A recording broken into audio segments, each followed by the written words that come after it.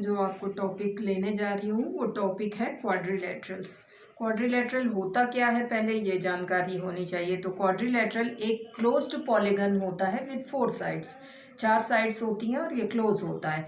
इसके कई फॉर्म्स हैं, जैसे कि आपका पैरेललोग्राम हो गया, जैसे आपका रोम्बस हो गया, काइट हो गया and all other different forms. तो यहाँ से रिलेटेड जो है आपको कुछ थ्योरम्स हम बताएंगे जिसमें जो कि पैरेललोग्राम पे बेस्ड है। ठीक है, तो ये थ्योरम्स आपकी इस तरह से हैं। अगर आपको एक्सरसाइज करनी है, आपको क्वेश्चन सॉल्व करने हैं, तो उससे पहले आपको थ्योरम्स का मालूम होना बेहद ज़रूरी है। द फर्स्ट थ्योरम इज़ कि अ diagonal of parallelogram divides it into 2 congruent triangles. कहने का मतलब है कि कोई भी एक पैरेललोग्राम है, आप जैसे ये डायग्राम यहाँ पे देख रहे हैं कि ये पैरेललोग्राम है, इसकी अपोजिट पेयर्स जो हैं इक्वल आपको शो कर रखे हैं मैंने। अब जो पहला थ्योरम कह रहा है कि अगर कोई डायगोनल मैं इसमें बनाती हूँ लाइक दिस, ये डायगोनल अगर सपोज आपका है यहाँ पे, तो ये दो जो ट्राइंगल्स बन रहे हैं ये दोनों ट्राइंगल्स को कॉन्ग्रुएंट पार्ट में डिवाइड करता है। दूसरा क्या है इसमें, in a parallelogram opposite sides are equal. अब पैरेललोग्राम है तो भाई अपोजिट साइड्स, जैसे ये पेयर है अपोजिट साइड्स का तो ये दोनों इक्वल हैं, और ये अपोजिट पेयर है तो ये आपका इक्वल है। नेक्स्ट थ्योरम जो है कि the opposite angles of parallelogram are equal. अब साइड्स तो इक्वल है ही है अपोजिट साइड्स, लेकिन आपको ये भी याद रखना है कि अपोजिट एंगल्स क्या होगा, जैसे angle A is equal to angle C हो गया आपका इस जगह पे, और या फिर एंगल बी जो है एंगल डी, अगर ये इस तरह से होते हैं तो ये पैरेललोग्राम होता है आपका। ठीक है, तो अपोजिट जो एंगल्स होते हैं वो इक्वल होते हैं पैरेललोग्राम के। फोर्थ जो थ्योरम है कि the diagonals of parallelogram bisect each other. जो डायगोनल्स होते हैं, दो डायगोनल हैं यहाँ पे, बी डी एक डायगोनल है तो दूसरा डायगोनल ए सी है। तो अगर मैं इसे इस तरह से शो करती हूँ तो ये जो है बाइसेक्ट करते हैं। बाइसेक्ट का मतलब हो गया बराबर पार्ट्स में आपके इस तरह से ये डिवाइड कर देते हैं, उसे वो कर देते हैं। तो दिस इज द थ्योरम्स जो कि आपकी ये हैं।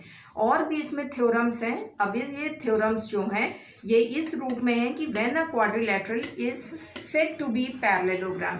कब हम कह सकते हैं कि भाई क्वाड्रिलेटरल एक पैरेललोग्राम होता है, तो उस पर कुछ बेस्ड थ्योरम्स हैं। तो ये जो हैं 4 कंडीशंस में हम कह सकते हैं कि एक क्वाड्रिलेटरल जो आपको दिया हुआ है ये पैरेललोग्राम है।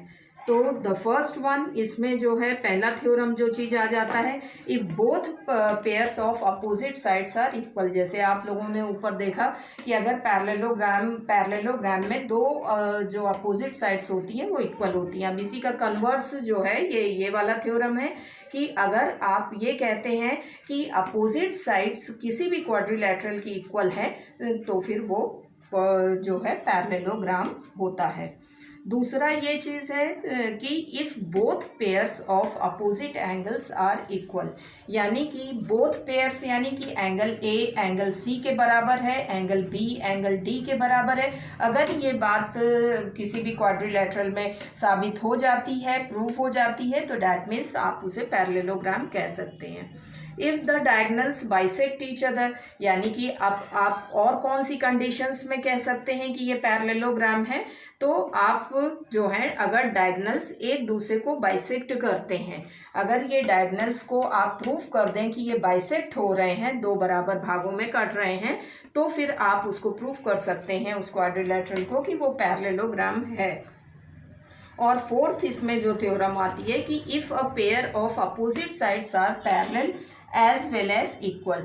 अब आप इस पैरेललोग्राम में एक इस क्वाड्रिलेटरल में एक पेयर अपोजिट साइड्स का इक्वल प्रूफ कर दें, और दूसरा जो है आप पैरेलल और इक्वल यानी कि उसी अपोजिट साइड को आप इक्वल भी प्रूफ कर दें और उसी अपोजिट साइड को आप पैरेलल भी प्रूफ कर दें, तो फिर आप ये दोनों कंडीशंस में किसी भी क्वाड्रिलेटरल को पैरेललोग्राम कह सकते हैं।